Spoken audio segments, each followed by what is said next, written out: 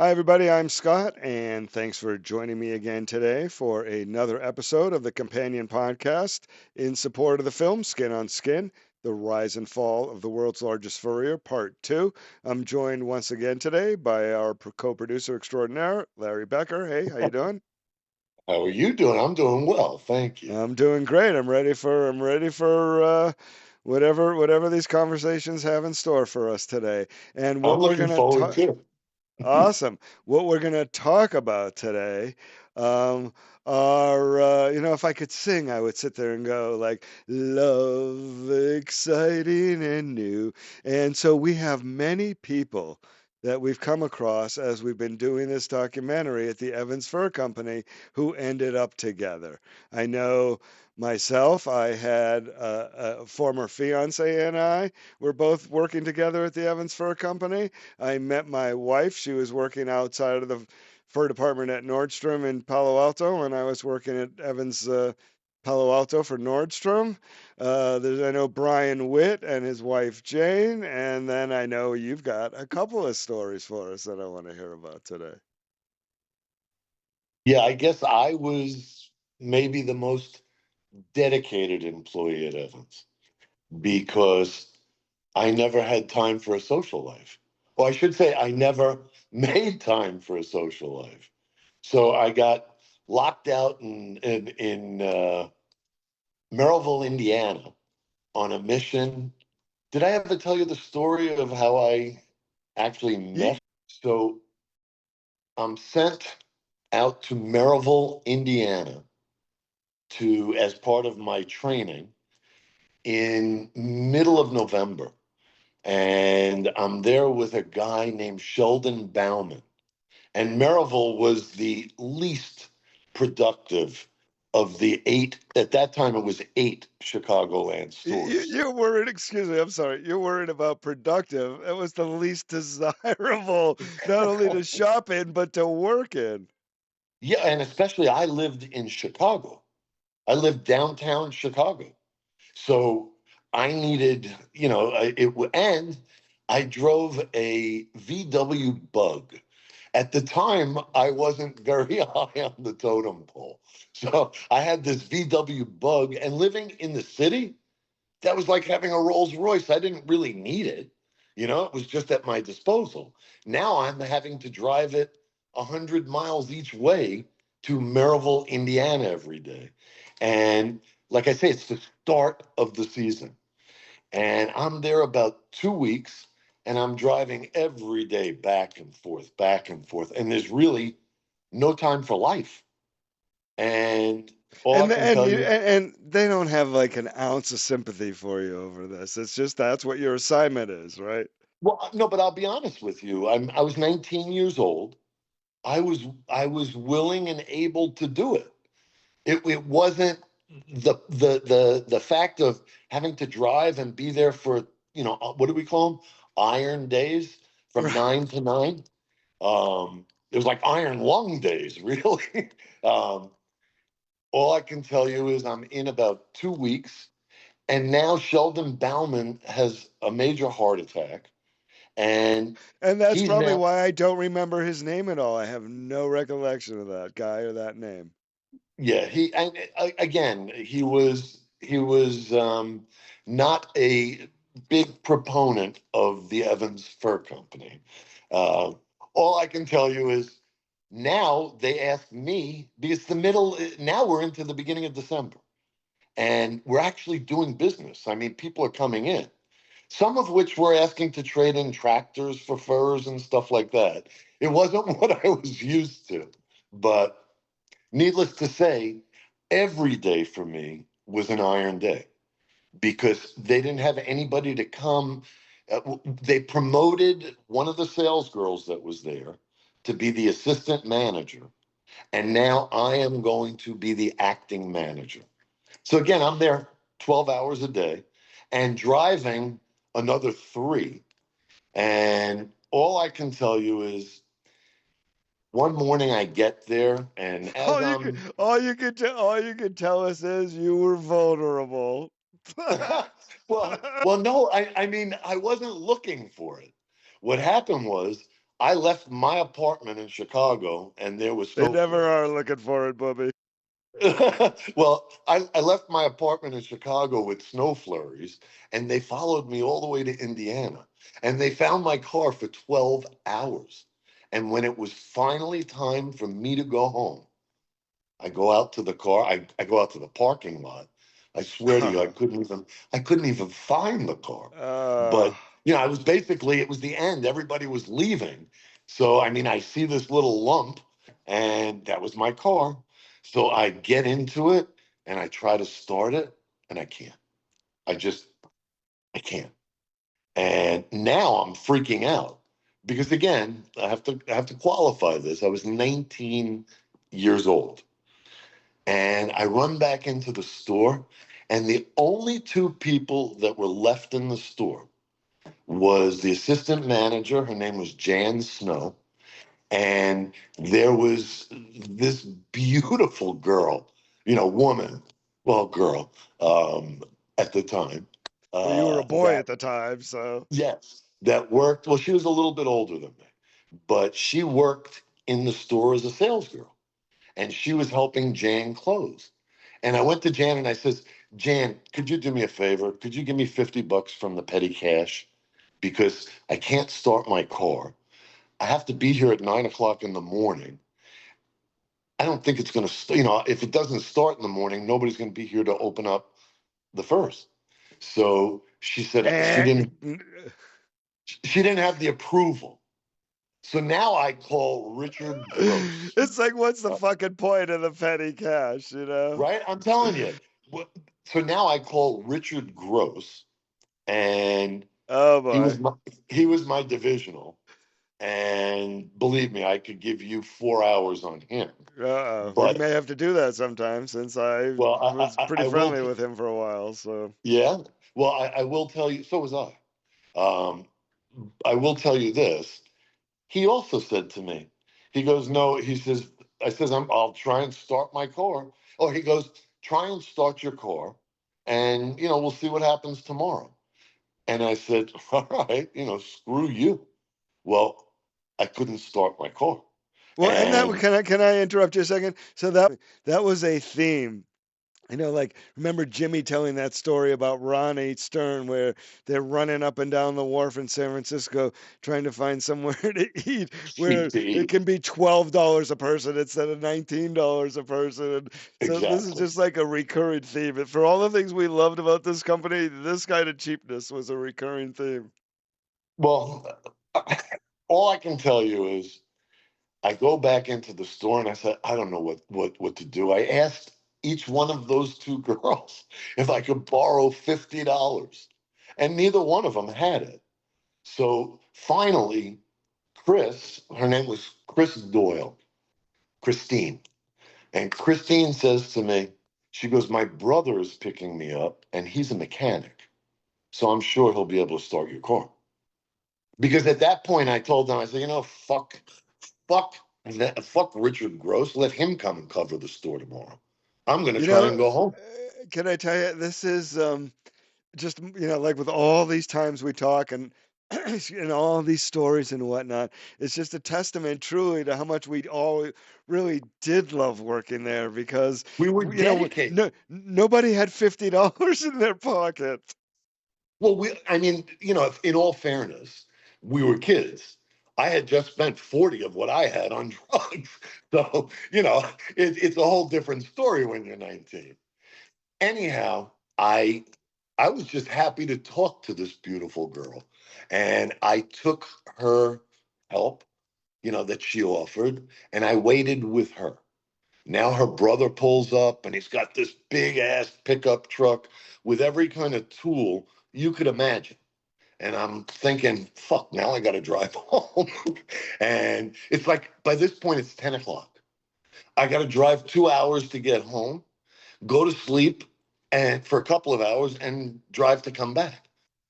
P.S. He couldn't get the car started. Now I say, I don't know what the hell I'm going to do.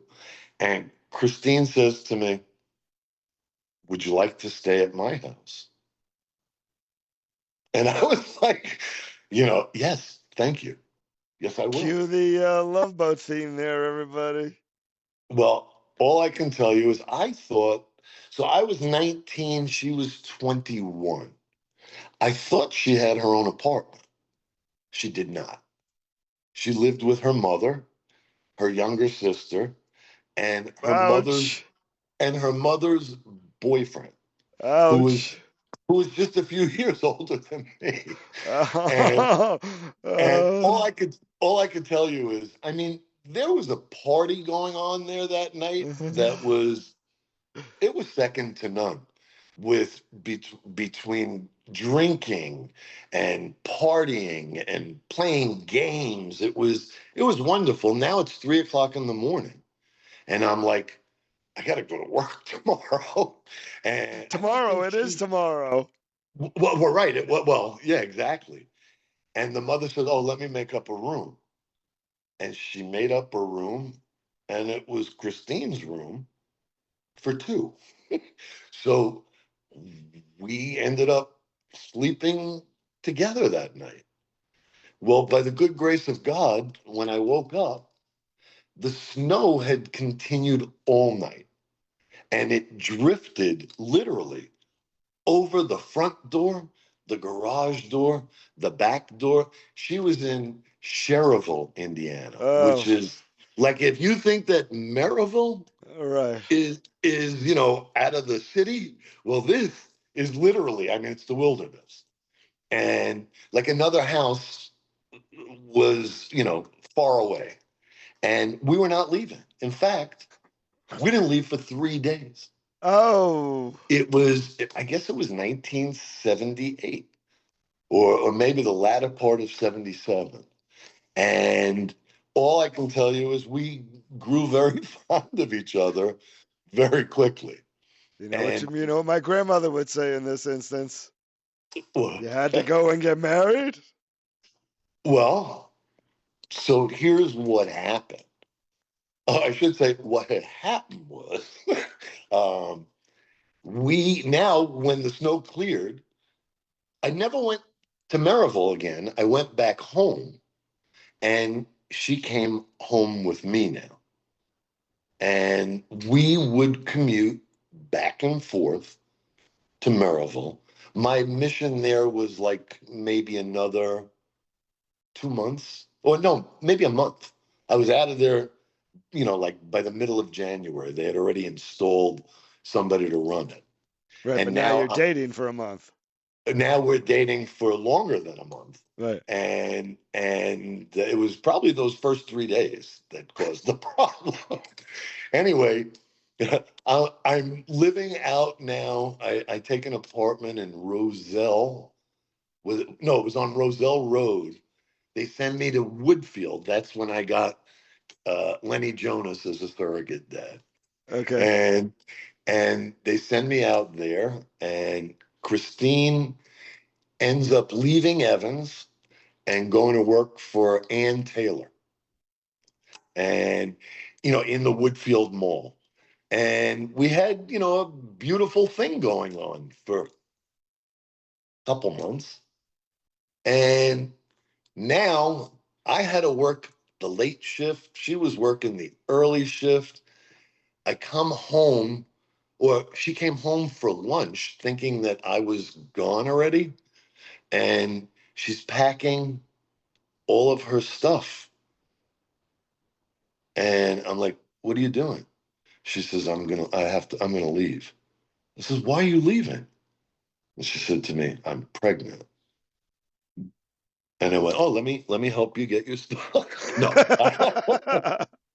I didn't do that. I was chivalrous. And to tell you the truth, I really and truly enjoyed her company. You know what I mean? We didn't know each other. I mean, we were just beginning to get to know each other. But I was so intimidated by her beauty that I never approached her until that night. So, I mean, it really and truly, for me, it was, I said, I'm 19 years old. I says, I'm a kid myself. I says, I'm not ready. I said, why are you leaving? She goes, I know that you don't want to have a kid. And I said, I'm 19 years old. I'm a kid myself. I don't think I'm ready to have a kid. I don't think it's fair, to bring a kid into the world right now. What do I have to give that child? And I said, look, I love you. I said, I'll marry you. I'll marry you. I says, we'll have kids when we're ready to have kids, and it will be, it'll be something that we could look forward to, not run away from. And she agreed. Okay. And, as luck would have it, I get a call from a very, very dear friend of mine from Florida who calls me and asks me to be the best man at his wedding. And it was just like so crazy that, I'm getting married and now he asked me to be the best man at his wedding. He lives in Florida. I says, well, I'm also going to get married. And he goes, we'll have a double wedding. And he goes, I'm getting married in Vegas. He says, I'm going to pick you up in Chicago because he wouldn't fly. So he bought a brand new, that big Lincoln. And he was like 23 years old, a little bit older than me, but he was uber wealthy. He had got it a horrible way, but he was really wealthy. And he says, we'll have a double wedding. I says, I can't afford to get married in Vegas. He says, I'll pay for everything. I gave him my address, and it happened to be we were both off because it was Washington's birthday, like during that time. So I had scheduled a week off, and she was off from her work, and we proceeded to go to Vegas. We got married, and oh, she was to get a divorce, Oops. an abortion. That Okay. was the deal. Right. That she'll get an abortion, but she was smarter than I thought. She said, first we'll get married. And we did get married, and she had the abortion. And we went on, life at its merry way for a little bit. And during that little bit, she got pregnant like three other times. Whoa. Yeah. Go She was Larry. she was on birth control pills, but I think she took it. Apparently not. Well, I think she took it as a suppository. I don't All think she was right. swallowing it. As a tic So tac. yeah. So I mean, to make a long story short, we did get to know each other, and Clearly. thank God because it didn't last. Um, there were So let no me babies. let me ask you a question. So you know, because there was so much of this going on in the company. Did everybody know what was going on? Do you have any idea? Like, was she yickety yakking it? Like, what was going on in her store and wherever your assignments were? No, because nobody ever saw us together. You know what I mean? That the night that we got together was a night at the store. That was her last night at the store. Oh no, I shouldn't say that. I take it back because we drove for probably another few weeks once I went back to Chicago, maybe even a month, into like the middle of January. And nobody knew though. I mean, Okay. it was never discussed. And again, nobody knew her. She was not in the Chicago land, Right, like right, right, in right. our general domain. So, I mean, they got to know her after we got married. And anyway, that lasted a couple of years. Oh And wow, like I okay. say, I was glad that I did get to know her because I knew it wasn't going to last any longer than that. So at that point, I'm a single guy and really putting all my effort into Evans Fur Company and all of my time. I'll work. Remember when Bobby was interviewed in the beginning of the film, and when you were interviewing him, and he said, in those days, people worked for 18 hours. People don't do that anymore. Well, I think that there were a few of us that were willing to do it. You know what I mean? At that time, for sure, we were willing to do it. And I think I considered myself one of them. So then what happens when you leave Evans for a little while and you get recruited to go to Pasadena? Well, before I leave there, talking about the customers, the one day this lady walks in and she goes, "Now, I want the sable jacket." And sable back in the day was $30,000. Yep. But I'm going to have my men friends come in and you to tell them that it's a $10,000 jacket. So she had three guys come in and pay $10,000 for her jacket. Each gave 10,000, right? That's where she got the 30. Nice. So, yep, that was the only real, kind of strange thing that went on. But other than that, a couple of movie stars would always come in. But, Well, in those days, they actually came in, the stars. right. That was before the days of stylists and everything. Now you never see them; you just see the stylists. No, no.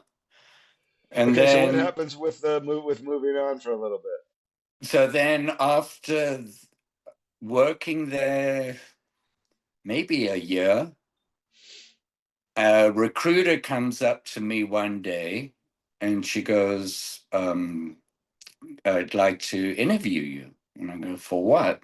She goes, "Well, I've got this position. Do you want to meet me for a drink later?" And I go, "Sure." So I meet her for a drink. We get drunker than anything. And she's telling me about how Pasadena wants to open up a fur department. For You what know, store? I Magnum. Okay. Oh, hi, Magnet. Those were the days back then. Yeah, That was the days back then, yeah. right? I was living in the Palisades, so I would go through the canyon the back way over to Pasadena. No, and they had You that know, great store on Wilshire Boulevard. I mean, oh God, that was a great store. Okay, yeah. so you take that job. Fred tried to Fred or Larry Friedman or Larry Becker try to keep you or anything, or they just let you go? Well, they couldn't really match the salary at that point, and I also turned around to them and went, too little, too late kind of thing, Right, right, right. Okay, so what do you find? because Oh, go ahead, keep going. so at that point, I think they had offered me like $20 an hour. So 325, and I think I was at $7 for his assistance, and now I'm $20, and I'm I'm going, out of no, here. this And they weren't right. they weren't matching $20 an hour. So Nah, no. So I went out there and got furs, and I can't remember where the furs even came from. I don't know if they purchased them or how they got there. just sent them down from San Francisco or something. Something, or maybe another store. I don't know. Yeah, maybe it was probably from the Beverly Hills store. Anyway, so I had a little section over there in the dress department, and it's pretty boring out there, standing there. I had to go through a summer months. Oh, The and it's AC fucking hot broke. there. Yeah, yeah, yeah. It's hot. The AC's not working. The manager, I think her name was something Love. She was a great woman. Anyway, she ended up, they recruited her to Bonwit Teller on Huh. Beverly Hills. So I got this new manager in, and we just didn't get along too well. And before I know it, there was no AC, and I was down in the basement with some girl, and we had water balloons, and I popped it all over her, and management found out about this, and they fired me. And I go, well, there's no AC here. We she put it on her neck, a caught on her jewelry and burst. It had nothing to do with me. Right. Anyway, so she fires me. So I'd Okay. been out there for like 3, 4 months, and then I was Okay. like, Hold on. Let's come back to it. So, but first, tell me, even though it's summer and there's not what of the customers you are getting, like how right. different is this from Beverly Hills, and how so? Wow. Well, It's like a different. they were Those are more different. down to earth, people. Other than that, they were pretty much the same. Okay. There wasn't a whole lot of difference. Just more conservative in their style choices and everything. Yes. Okay. More traditional, wanted everything basic. Okay. Remember back then we had the big shoulders and sleeves. They Oh didn't God. want Yeah. all that. Yeah. Yeah. Yeah. Okay, so after 3 or 4 months, they and the balloon incident, they let you go, and now what happens? So then I was collecting unemployment for about a month or two, and then I figured, well, I need another job. So Saks Fifth Avenue was hiring in Woodland Hills. And that's when I went, well, sales sounds great. I have no responsibilities. Hopefully I can get a Monday to Friday position and not sit there on nights on weekends, because that I didn't want to do. But the Pasadena store didn't have any nights, so it was great. And so I went out there. Some crazy lady was the manager. I can't remember her name. And, she, one day this guy comes in and he pretends that he's some football star or something or another. And he's there with all his buddies and he says, I want furs for all of them. And he spends like $120,000, but didn't pay for them. Uh, And I'm sitting there just like going, oh my goodness, this is such a scam. uh, So anyway, and she's telling me, yeah, you need, I know the fur business. I know difference between male, female, good quality, bad quality. And she wanted me to start lying to the customers. And I'm like, no, I can't do that. what did I you know like? what, Like what kind of lies? like male to female or just the quality of the fur or something. There's always something she didn't, she wasn't up and up on. No, but And she's also figuring just take advantage of the customer's lack of knowledge. right. So. Yeah, she was hardcore. Right, right. Where as a good salesperson, you're trying to like make a customer for life, and that's not how you make a customer for life on No, night. no. So, once again, that was pretty boring. And I'd go cruise the sales floor. And that's where I met my wife. Wow. Walking around at night, nothing to do, and saw And this this is where young at lady. Bonwitz? No, this is at Saks Fifth Avenue, Saks Fifth Woodland Avenue. Hills. Okay. And Woodland Right. Hills. Okay. So tell me more about that, because then I'm going to slide this also into. We're doing an episode called it's like the Love Boat episode of everybody who hooked up while they were in the fur business, which was almost all of Oh, us. So yeah, so all right. So tell me a little bit more about meeting Nancy and how that all came about, because you guys were together by the time I met you and everything. So right. So, she was working can't remember, in the casual dress department, I guess you call it. And she was also the switchboard operator. not at the same time. No, she Okay. varied from, so it was either I go see her on the floor, I go downstairs into the basement and go down to where the operating phones are. And, Right. she was 20 years old, almost 21 when I met her. And, I just kind of knew right away that, that was the one for me. Yep. So that's when so I met her, we started dating. And then I went back to Robinson's. Well, sure. So it did start at I was at University of Michigan and I was graduating. That was 1985, and I was graduating and interviewing for jobs. And I knew that I wanted to work for. I wanted to move to Chicago. I knew that. So companies would come in and interview, and I saw Evans for a company was in Chicago. I thought, well, and I'd had some retail experience and so forth. I had business background and so forth. And so I interviewed and I walked in, and I think it was Dave Kieschnick, it was Bev Tanner, and then Brian. And as interviews go, I had been studying. It was in the Michigan Union, I'll never forget. So I changed into my business suit that time.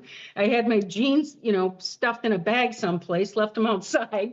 And then we interviewed, and Brian and I ended up talking. So it turned out that Brian is also from Michigan originally, as am I.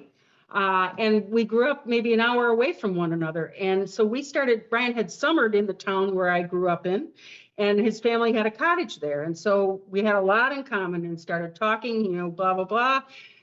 One thing led to another. And then I, was visiting with with Bevan and Kieschnick too. I remember, just having this interview with all these people, but I remember just talking to Brian mostly.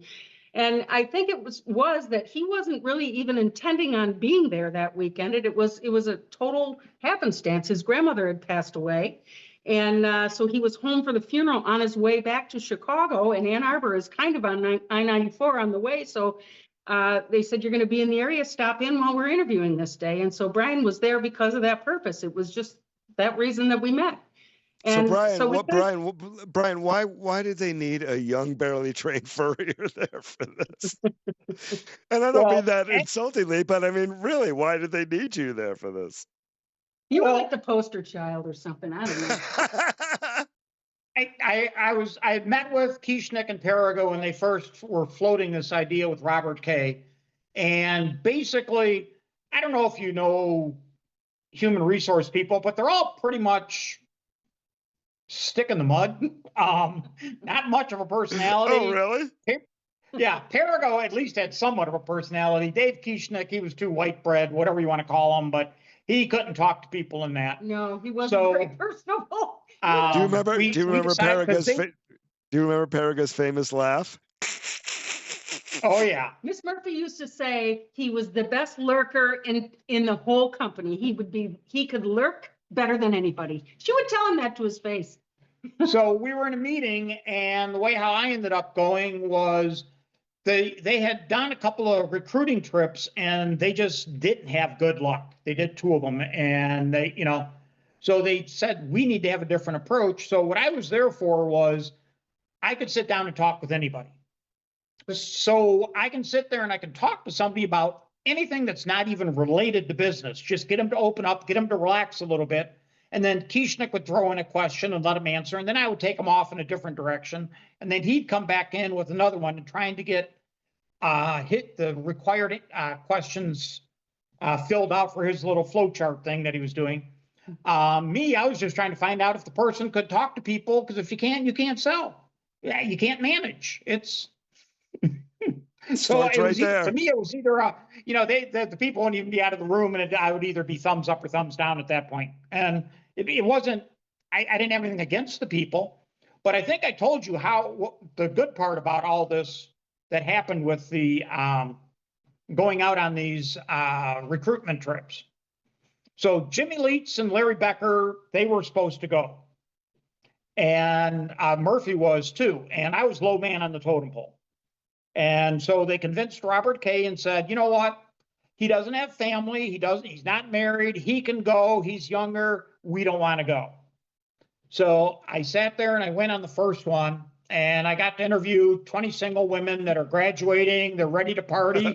And they told me where all the bars were, et cetera. And I was on a per diem. So, all right, imagine yourself, you're 25 years old. You understand where I was heading. So when I got back, I told Jimmy and Larry and Pat, I don't ever want to do that shit again. You guys are going. This sucks. Well, lo and behold, Kieschnick came down a couple weeks later and said, yeah, we have to go somewhere else. And they all pointed at me and said, he's going. And I'm like, no, I'm not. So I fought it. And then I said, okay, I'll go. So every time I fought it, and then Larry, I think, was the one who finally figured out, he's going, wait a second. He's going to go party and he's getting paid. I'm like, yeah. So we finished up with this interview, and I had a job. I went and changed my clothes back, and I had a job in the Michigan Union. I was a pizza maker at that point, a college job, and so I put my hairnet on, and the first person I waited on was Brian. So after the interview, we met up while I was working there too, and I don't know. We just we had a lot in common, family, etc. And 40 years later, here we are. So. Yeah, 1985 would have been the year that we met. And I would say we dated for 2 years in the company and never told anyone. Yeah. Never said a word. Murphy didn't know. Not even Murphy. Jane was living with Murphy. I never said a word because it wasn't any big secret. Neither one of us wanted to be fodder for gossip. Yeah. That's what would have happened there, is you would have been for plenty of gossip. Yep, and we went through all of our moves. I moved to Seattle, and you moved to. Diane Jones tells a very funny story about Brian. When I was living in Seattle, Brian came to the third, so I picked him up at the airport. It was like 2 a.m. or something, and I picked him up at SeaTac Airport, and he comes off this thing with this shotgun and this and a backpack, and he said, "Can I borrow your car?" He said, "I'm going to go camping in Mount Rainier." I'm like, "Shh, okay," and whatever. So I have to work. He said, "Yeah, I know, but I'll be back by the weekend," and I had the weekend off, and we did something and whatever. And so Diane tells the story of the day you talked to Whit, she said, and you asked him about that shotgun. And I said, gee, because he brought that gun thing to the third floor because you must have been leaving on the airplane coming out to Yeah, Seattle. I was heading out to O'Hare after. You went to work and you carried a shotgun. Yeah. And on the You were train, allowed to then. on the train too. Yeah. Oh my God. Anyway, so there you go. So Anyway, I'm single. I'm back at Evans State Street. Okay, wait. So this is now what, a couple years later, you said, and so the marriage doesn't work I out. was married from 78 to 81. So right So- before you go to LA, kind of, right? Well, no, it was. What I year went did you go to LA? In 83. 83. Okay, so now you got a year Yeah, now. and Okay. that's when I had a girlfriend that was out in the suburbs, and like I hardly ever saw her, but we communicated, and we didn't work together in Chicago at that time. No, I think we partied much we more were like together two than we ships worked that- together, right? We were Yeah. like two ships that passed in the night. Yeah. Well, there were a group of us that used to go from Evans' third floor and go to the Palmer House Hotel, to their bar, and we would have cocktails for happy hour. Okay, so now drinks were- again, this is a couple years after your marriage dissolves. This is 1982. Okay. Or, from 1982, I got divorced in 81. Okay. So it was 82. Okay. And what are you doing at Evans at this point? I was one of the buyers. Okay. I was Okay, so actually. Oh, I'm sorry. I take it back. I was an assistant buyer. I was an assistant to Freddie and Stuart Faming. So it was 1982. yeah, so in some And- ways you're in no position to be in a relationship after the beating you take every day from them. I needed the relationship. Yeah, I just know, wanted but I like just wanted Freddie, to be loved. Is that Right. so wrong? right. So Anyways, okay, so you have this group that's going out to the Palmer House every multiple nights, because not there was multiple what nights, every night. every night, after because work. there was what, drinks and free hot hors d'oeuvres when you drank, right? Exactly. And the bartender there was the guy that supplied the weed for everybody. It was a comfortable place. Let's just say that. And even when the drinks were half price, I don't think we were charged for all of them. His name was John. I'll never forget that. Anyway, there was a group of like a half a dozen of us, of which, let's see, there was me, Walker, Sylvia, Jan, remember Shireen Jan? Oh yeah, I she used to- worked. I've said before. As a teenager, she sold in in Boston Boston. for my grandfather, so I knew her when Yeah. I was a kid.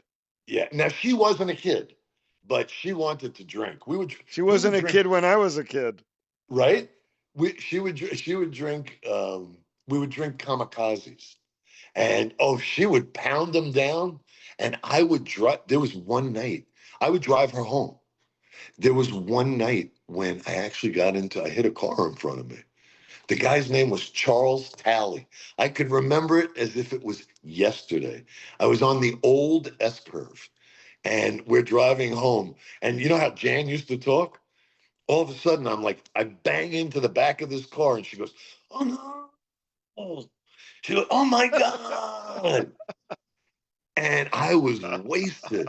I was just I was totally wasted. And I got out of the car on the fucking S curve and left them and went to his car like I was a cop, to talk to him. I didn't want him to like see that we were all drunk. All right. Anyway, I got past that. Anyway, this one particular night, everybody kept leaving one by one, and I wasn't full yet. So I'm there, and Sylvia was the last one there. And I looked at her, and I mean, I always looked at her, but she lived out in Joliet, and it was like I didn't think I had any chance, or I didn't have a car. So it was like I had a girlfriend of my own. And what was she Anyway, doing in the third floor at the time? she was the receptionist on the third Okay. floor. So she must have been when Sylvia actually got fired. Evans knew about her. Just about everybody got fired, so join the club. Well, Yeah. well, so anyway, like I say, it was just the two of us left at the bar, and I looked at her and I says, "Do you want to go have dinner?" And she looked like it really wasn't in her game plan, to be having dinner with me that night. And I don't know, after I may have harassed her a little bit, she agreed.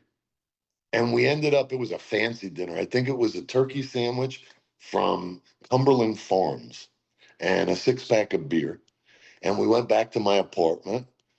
There was no snow, but she never left either. We had one date. And it ended up, we had that one date that they did discover that we were dating. And it caused a little bit of it caused a little bit of monotony for me. She got fired right away. But evidently Really? she was dating somebody else in the company at the time. Oh. And not to, I don't want to No, but expose nothing like those retail triangles, man. Yeah, I mean, there's no reason to expose it, but it wasn't comfortable for me. Okay. And there was a lot of pressure that was put on me. And then the next thing I know, poof, the Peter principle kicked in. So if you've been watching these podcasts, you may be able to put it together. But anyway, But tell us for those she who got haven't fired. been. So, okay, yeah, she got fired.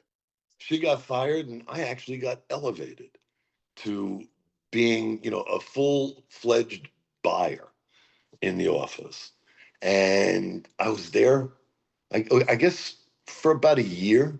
And we dated. And like I say, not only dated, we were like two brain. We had two people with one brain. We were always together. Yeah, no, I remember whenever you and I partied, you two were always together. So Yeah, and she didn't party. I mean, she didn't get high. no, she liked watched in horror when we put that gas mask over our faces. That was from my ex-brother-in-law, the mechanic. Anyway, see, some good things come out of that. Anyway, I mean, all I'll say about that was that we didn't have to keep it under wraps anymore. But I was only in Chicago for maybe not even a year, because at the end of that year is when 83. Oh no, I'm sorry. This was all 82. Because at the end of 82, that's when I moved to California. So it was like November of 82. And Sylvia moved with me.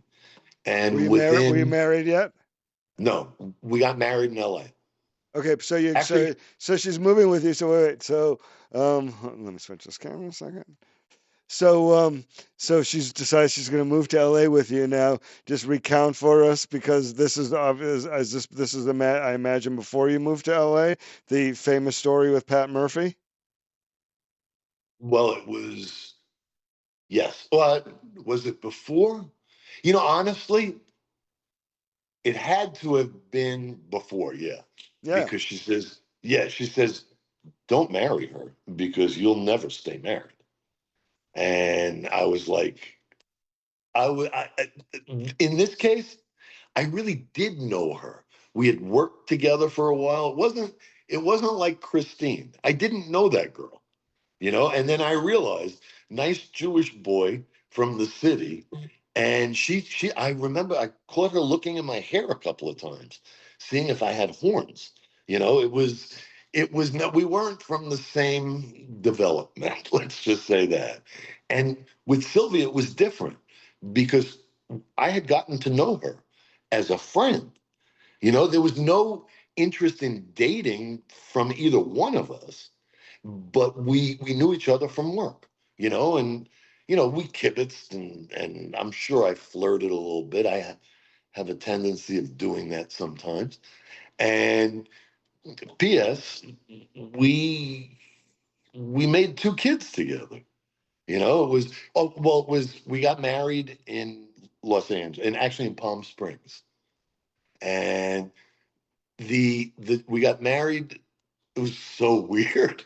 It was like not the justice of the peace. Actually, we got married twice. We didn't get married by the justice of the peace. We got married by, God, his name was Dr. Henry. And it was like a wedding chapel in Palm Springs. You didn't need a birth certificate. You didn't need a blood certificate, a blood test. You didn't need anything because, well, we had lived together. So it was, what do they call that? A community marriage or something? So we got married. I was on an Evans fucking sale for Palm Springs. Oh God.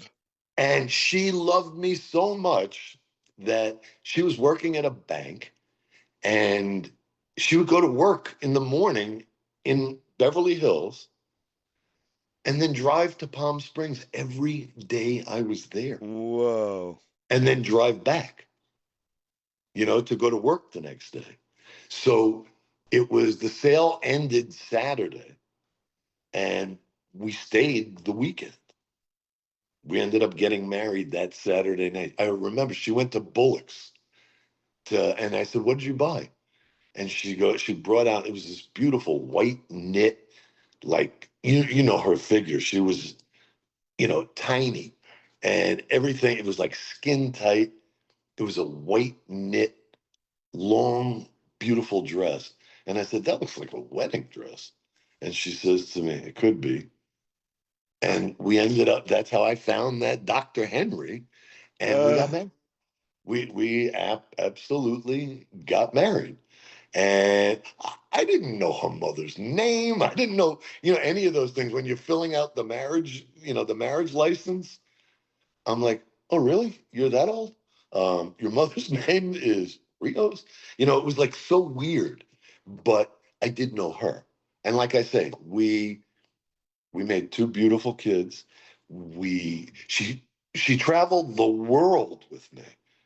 I mean, wherever, we got transferred or made a move ourselves every few years. I don't know if it's the ADHD or if it's the Evans training well, program. no, if you think about, if anybody who's watched all of these thinks about all of the stories you've told and all the different places that those stories have taken you, she's there every step of the way with you. Every step of I mean, and again, each and every time we made a move, it was for the betterment. You know what I mean? Until the last one. That one, not so good. But yeah, so when Pat Murphy said to me before I married Sylvia that, I mean, she was insistent. She says, "Do not marry that girl." She said, "It is never going to last." And I thought to myself, well, you're so wrong, Pat. I'm not going to follow your advice. And, I thought about it every year for our anniversary. And probably about after 10 years, I started going, you're such an idiot, Pat.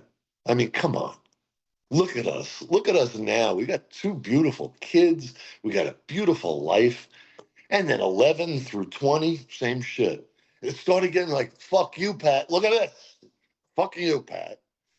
And then it got to 30, and I started considering, and then it actually got to 41. And she was right.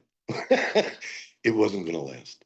Well, So, right, but I don't know if that qualifies as that. It's well, really no. she was wrong, and then like you had a longer Did marriage than you? I had by almost double. So Yeah, but did you hear what Jane said about Brian and Jane's marriage? no, what? She said, well, actually, I can't remember if it Well, I was mean, I Jane did, or but she said so much. Remind me of what Jane. you. I don't know. I can't remember if it was Jane or if it was Brian that said, "Till death do us part." I think it was Brian. And that's the vow that you take. You know what I mean? Or I think ours was until the valet parking thing expires, closes or whatever it was. But I mean, I'm joking about it. Not really a joke. It was probably the best 10 years of my life, but it was 41. So you do the math. Right, right, I'm looking, right. I'm looking for the next best 41. You know what I mean? Outside of Evans, just a little background too, just to add on to what you're saying, my dad's my dad's father came over here from Hungary during the war.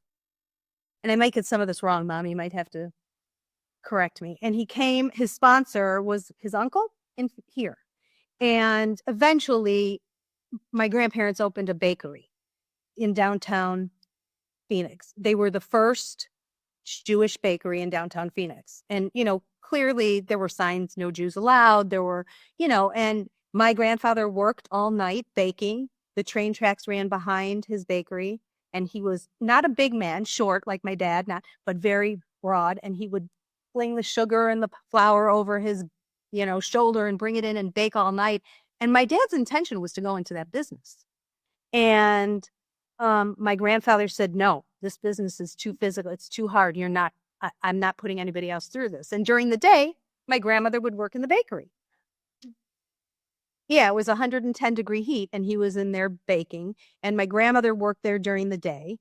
And that was their life. Just like your great grandparents came, and did the fur business, they did this. Now, I always say, had my grandfather not been so scared, which he was so afraid, he kept his money so close because of where he came from. Most people his generation that came to Arizona invested in land, and they became wealthy. Let me tell you, we never would have had to work a day in our lives. But that wasn't, a Jewish person that escaped from that and came here. It was difficult. They were frightened. And it was hard to make a living and hard to be accepted places. My father, I don't think my dad even graduated high school. Okay. And he clearly worked his way up from sweeping the vault to where he eventually got. My parents met through Evans. I don't know how much. Okay, tell me what I know about it, but let's treat everything as though I don't. Everybody, it's in my blood, just like your family. My mom worked in the New York office, and she was back then what they used to call a secretary, and like a receptionist, and then the showroom model. And my dad was in what they had called at the time a training program, and his mentor, who was Sam Field, took him on the buying trip to New York. And they literally would spend probably 5 or 6 weeks every summer in New York because there were so many buildings and so many people to see. So he told my dad, hey, there's this girl in the office. She lives in Brooklyn.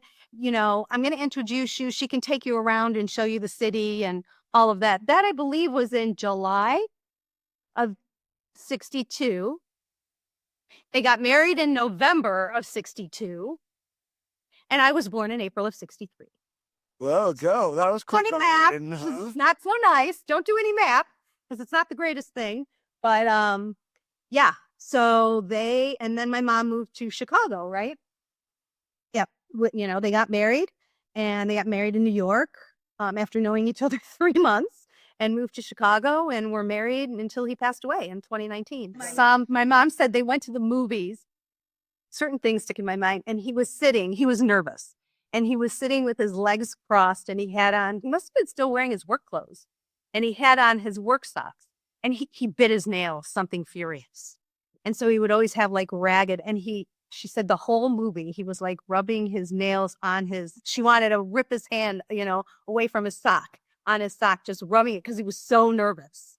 Walter apparently did not want my mom to marry him. Oh, let's hear that. I thought she was going to say Pat Murphy. Nothing. Yeah. I'll see. Yeah. Why we heard you got an why you weren't married? Oh, they told Walter called my mom in the office and said, "We heard you got engaged. Why do you want to marry him? He's a stuffed shirt." Oh. You're a crackerjack and he's as dull as anything. So yeah, I guess they tried to talk her out of it. But all is well that ends well.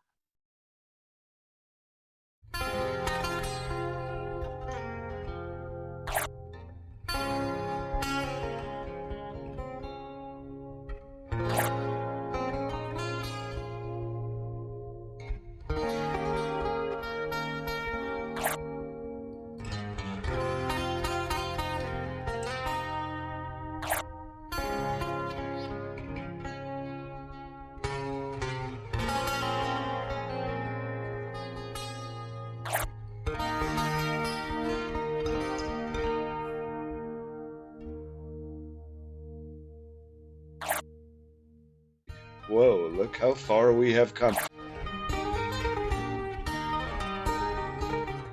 I had been in Woodfield as a vault boy. My father never told me. He just told me I was always stupid. I originally started in LA. It was 10 years that I spent there. The thing is, this is not super complex. You guys got to stop advertising 40 to 90% off. I have to tell you, you got to create allies. And I think we never figured out how to create allies in our industry. Memorandum, January 30, 1970. The body is an old 1902 model. Sometimes the motor sputters with pain. Being a leader, being the CEO, it's not an easy lifestyle.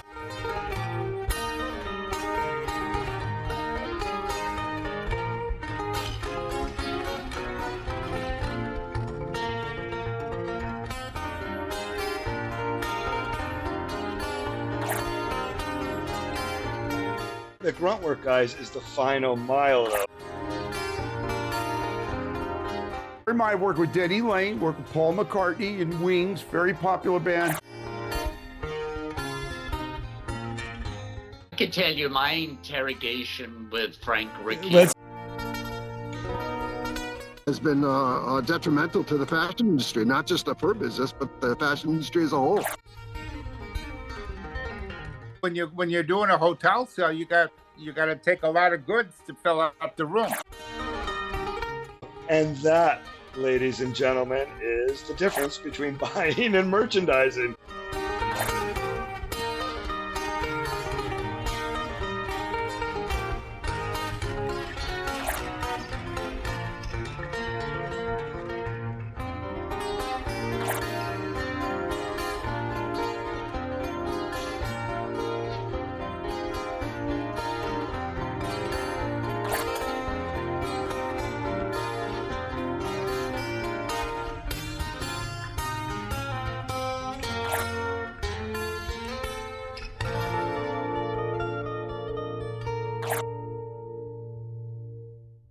And one thing that when Jane and I were talking, we thought was kind of funny is A.L. married a model, correct?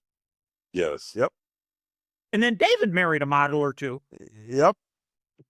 And then Robert K. married a model. Yep. And every time we used a picture of those models, they got royalties.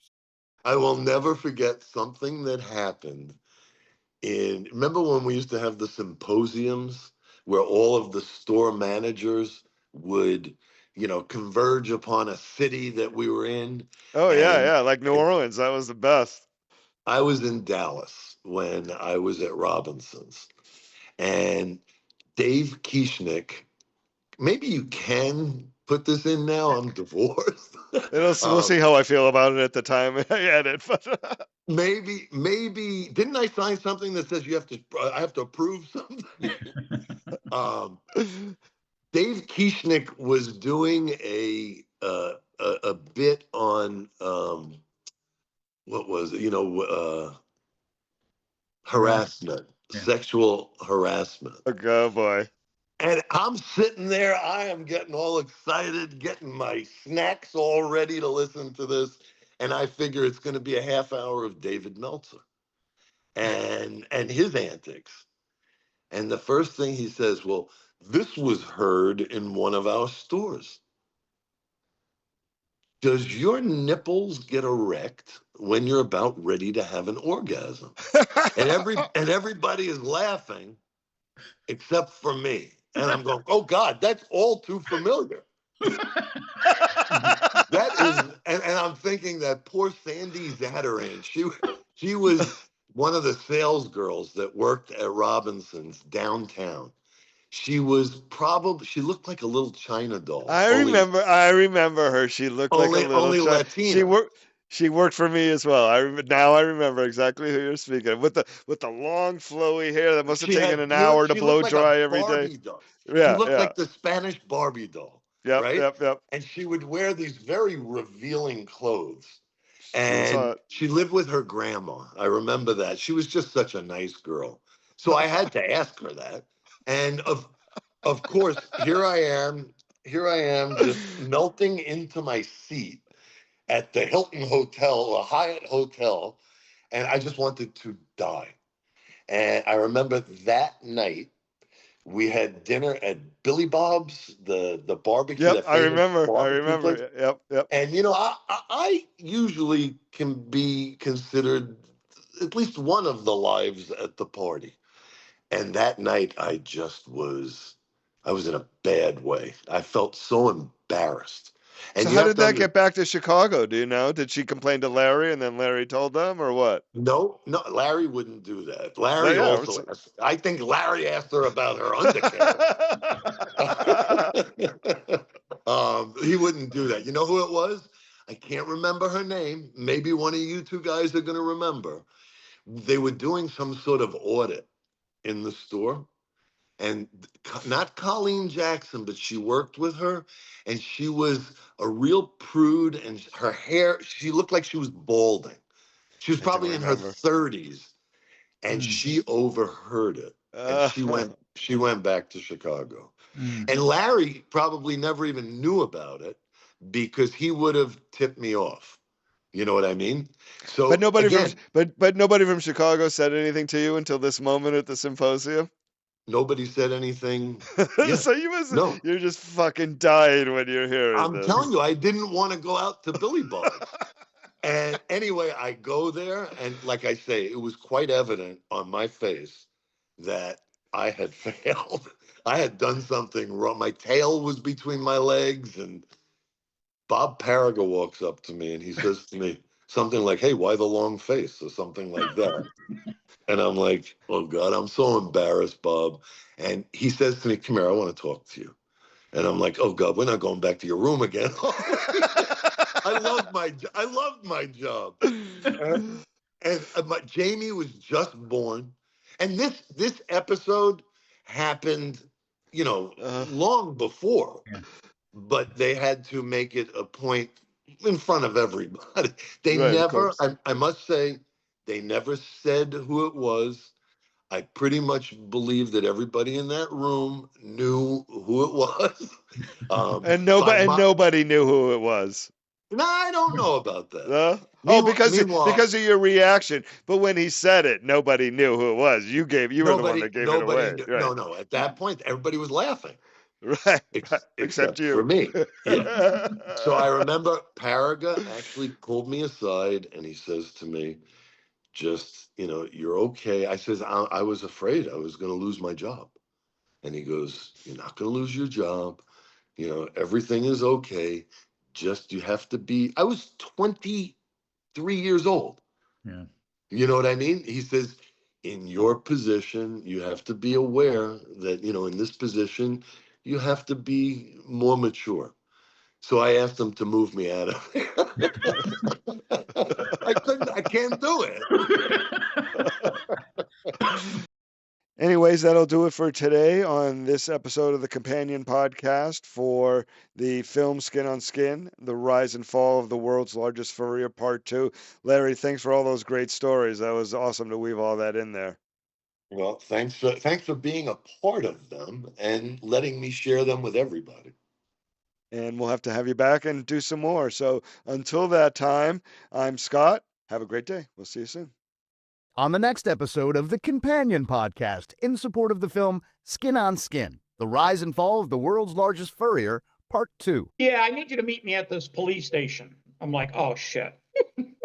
So we get there, and we have to put bail up for whoever it was. And he comes out, and he's standing there in a pair of chaps. Finding her the right coats, getting the things to fit right, treating it like I might have a huge sale on my hands here.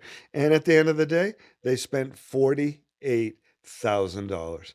And that was the day I learned my lesson. And it seemed like back in the days when Black people had to sit in the back of the bus, where I felt like I fought my way from the back of the bus to the front. I think about that because for all of you, it was very different because we were not family. And I wouldn't, we were family, but not family. On the next episode of the Companion Podcast, in support of the film Skin on Skin, The Rise and Fall of the World's Largest Furrier, Part 2.